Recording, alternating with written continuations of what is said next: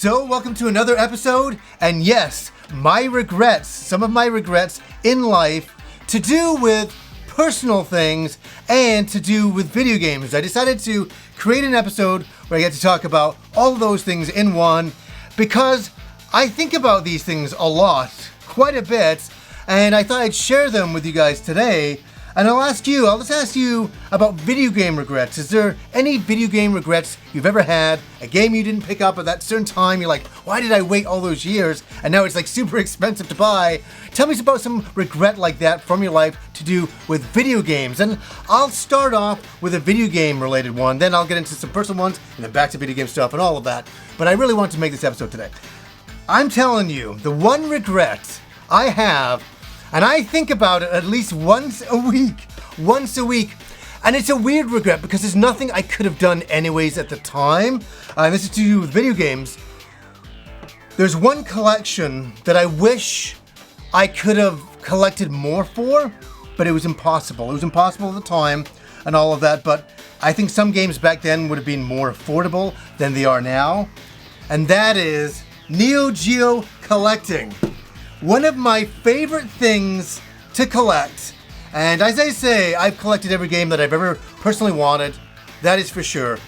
But if I could have a complete collection of one thing for one system, it would be the Neo Geo, 100%. And I look at all these people with these big collections and I'm in awe and I'm jealous. And I have about 20 games and I'm very thrilled to have those. I mean, I'm lucky to have some of them. And I was lucky to get some of them early. Like I got Magician Lord right here. I got it for like $25 from a store back in the day, about 20 plus years ago. I can't believe it. I mean, and some of them like this, yeah, I was just gonna show you. World Heroes 2 Jet, not too expensive to buy now, but some of these games are out of the realm of human possibility. My God, when you think about Mark of the Wolves or the Metal Slug series, unobtainable to me now. And could I have changed it back in the day? Could I have changed it? Not particularly, because the games were $300 then, but buying them at $300 then compared to like $4,000, $3,000 now for a particular game, I'm never going to do that because it doesn't make any sense. It's ridiculous and it's insane. And I think what it is about the Neo Geo, it was from my arcade days. And I have a lot of fond memories thinking about that red arcade machine and the different games that would show up every couple of months, and you get like, oh my God, here's Fatal Fury, a brand new fighting game, and it was really a fun time for me being a kid, being a teenager, and seeing all these games, and they were all the games I love, and representing the absolute beautiful pixel artwork, the epitome of pixel artwork. I think that they absolutely solidified it with the Neo Geo and its games, and I love all of the games on the Neo Geo, I do. Even some of the bad ones, like the quiz games and all that. I just think it's a certain era that I'm in love with, and what I wouldn't do to go back in time, when I was a teenager and have a job and to be able to buy those games, because I really appreciate them. They're not just like, oh, I have a game, it's expensive. I have fond memories of them all in the arcades and seeing them all, and they really meant something to me, and I really, really wish I could have collected for them back in the day. I mean, look at this beautiful box arts of all of them. That's one thing the Neo Geo has in spades, is beautiful box arts. The box arts were always hand-painted, really nicely crafted, great stuff. Love the big cartridges. I love that time period. So that's one of the ones, the video game ones, that I really regret. And one I could have really, wish I could have collected for, but it's unobtainable now. Now, my next one, I've mentioned it on the show. I think you know it for people who've been here for a while, but I really have to stress this, and I really got to stress this for myself. And this is not a mightier than thou person saying, "Hey, don't you do it? If you want to do it, that's up to you. That's for you to do." But I really wish in my life I never started smoking cigarettes. I really wish I never started smoking cigarettes. I don't smoke anything else. I don't do drugs or anything like that. But I got addicted to cigarettes. And I was watching my parents smoke, and I just kind of thought, hey, they do it. It's something, maybe I could do it too. And all my friends at school started smoking, and it just smoking was a big thing in the 90s. And that's when I started.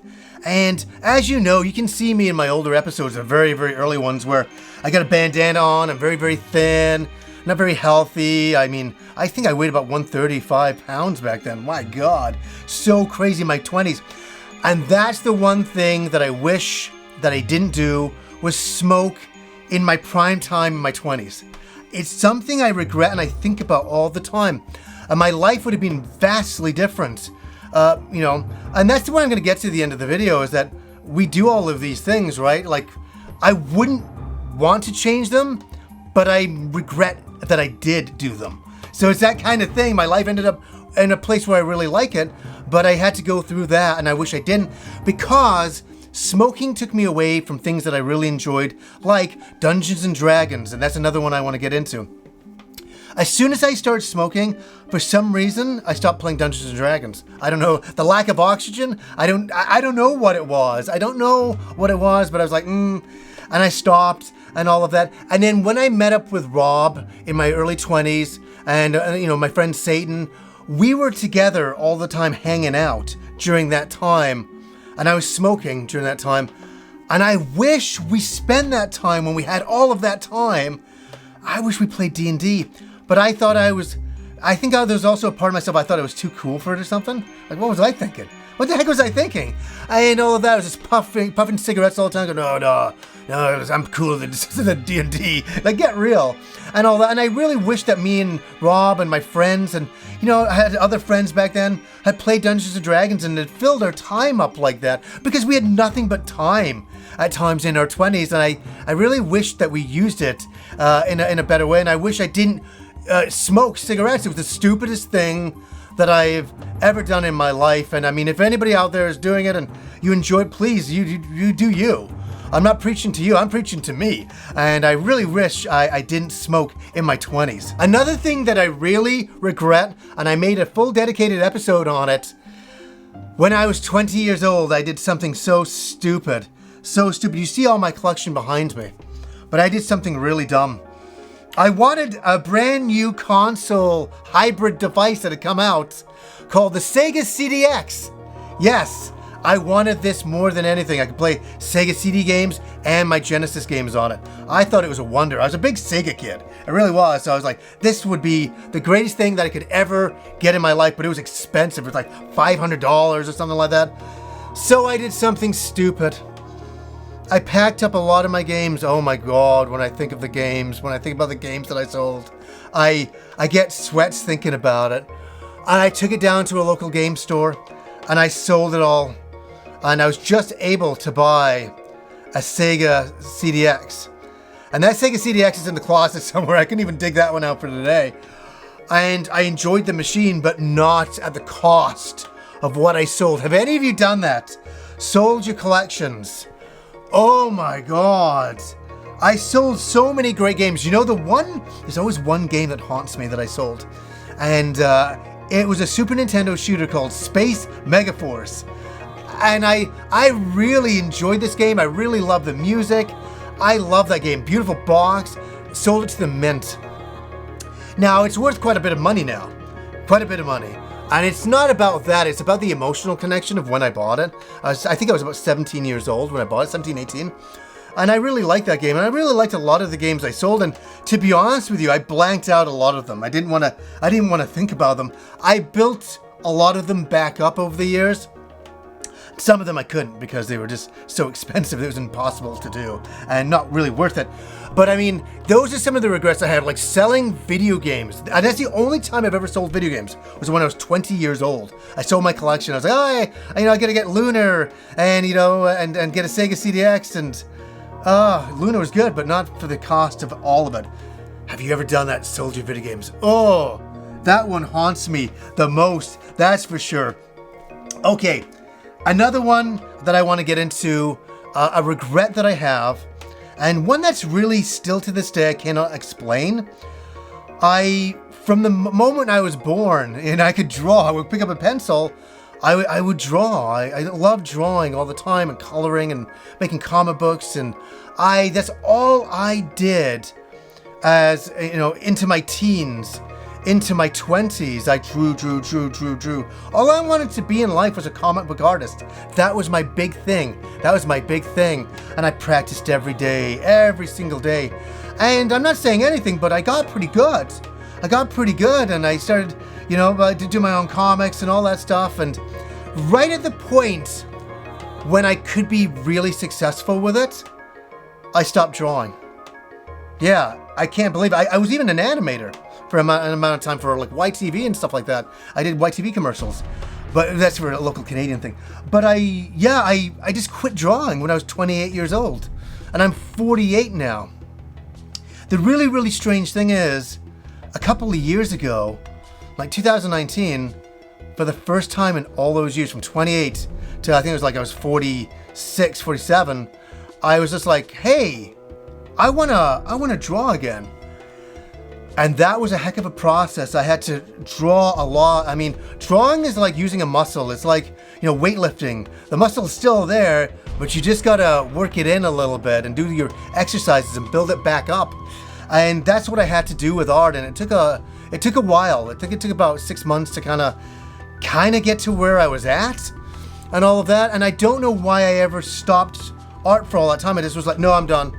And I was busy working, like dating, just all that stuff. I started the show, and I just got really busy, and I never thought about art again. I did a little art here and there and stuff like that for episodes and stuff like that for like storyboarding, but other than that, I didn't. And then look at this.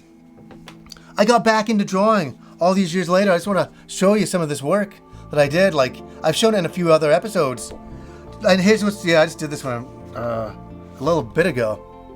It's all hand done. I used Copic markers and stuff like that, and got really back into doing some video game art, which I've really, really appreciated doing. And the one thing that I want to say to everybody out there who sent me any messages about my art or getting back into it, thank you. Because in my 20s, I would do all this art, and I'd have nobody to show. Back then, you didn't have DeviantArt or anything like that. I was just kind of alone. I'd show my family and friends, and they're like, oh, that's cool, and that was the end of it. So I really appreciate a lot of you give me compliments on the artwork. It's so nice to hear, because I've never heard it before. And it's nice to hear some validation for all the, 30 plus years of drawing going on there, nearly 40 plus years of drawing all there going on. And yeah, and all that. So I have gone back into it, but I regret spending so much time not drawing. And I really wish that I spent more time. I'm trying to do it now. I'm drawing with my daughter every single day. Now I'm drawing with her all of the time. And that's the one thing that I want to get into as well. My other regret, something that I wish if I could do things again, what would I change? I was just drawing with my daughter. And I'm not going to show any pictures of her or anything like that. I do put her up on Instagram, on Twitter occasionally, and stuff like that, but not in a YouTube video. I don't know why. I just don't want her in video and stuff like that on YouTube. But that's the one thing that I regret. Having a daughter, having a child in general, has been one of the biggest life-changing events in my life, and something that I couldn't have predicted. People tell you what it's like, but you can never ever understand it until you have a child. And I'm not here to preach to you to have a child or not. That's up to you. That's your life and all of that. I knew with me that I wanted to, and it was something that I always wanted to do. And for me, it just happened later in my life, and it took me to meet the right person to be with, which was Kim.